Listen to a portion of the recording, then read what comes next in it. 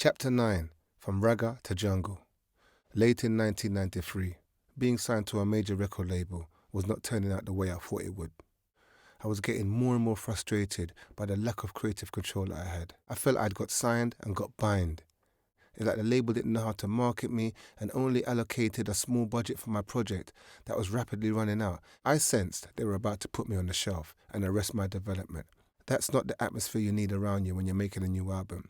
It's no wonder my creative juices dried up and I wasn't flowing anymore. Work on the new record was progressing slowly. I was trying to work with producers I already knew and had worked with over the years on the independent dancehall circuit, trying to stay loyal to my producer friends and hoping that would be enough to get the results we needed.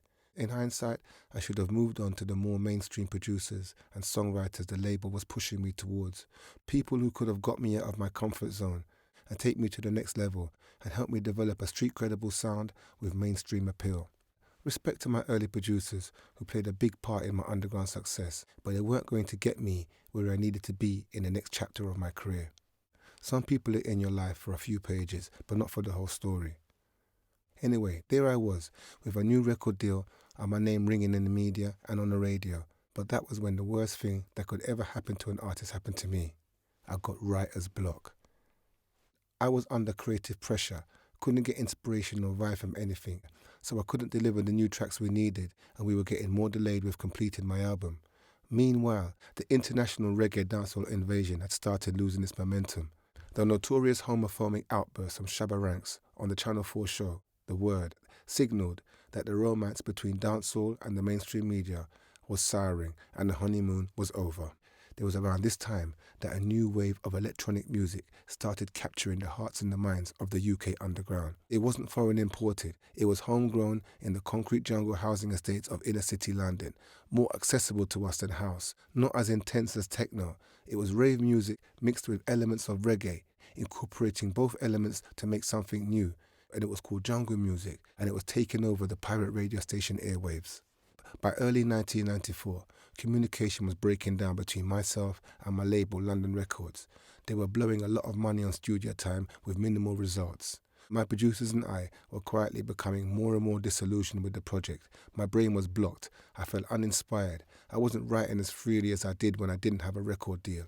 Around springtime 1994, I got a call that would change all that and send me off in a direction few people would have expected from me, as I was one of the biggest names in UK dancehall at the time.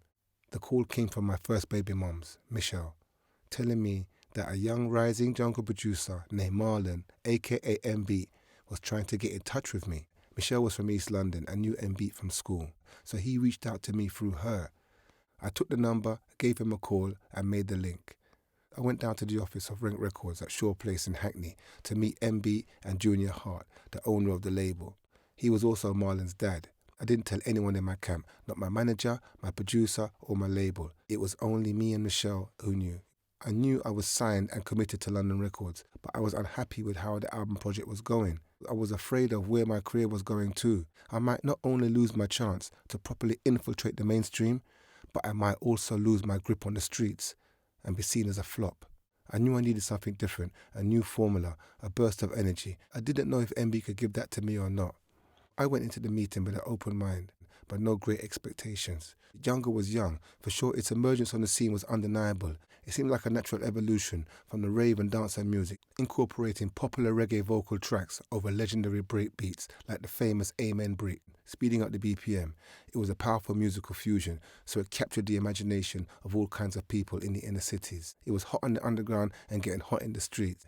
People of every creed, colour and nation were playing jungle out the cars, in the clubs and on the radio. This music brought people of all different backgrounds together, but it wasn't worldwide yet. Jungle still relied heavily on vocal samples taken from reggae and hip-hop tracks from Jamaica and the US. MB and Junior Hart realised the movement needed something to take it to the next level, a strong original vocal, a homegrown one made from the streets of London, blasting straight out of the concrete jungle from the pirate radio station transmitters, so they came to General Levy. In their Hackney HQ, the father and son creative team behind Rent Records laid out their plans for the collaboration. Their plans for the future of jungle. I liked the pitch. I felt excited by making music for pretty much the first time since I got signed. So I joined the jungle exodus and the idea started flowing.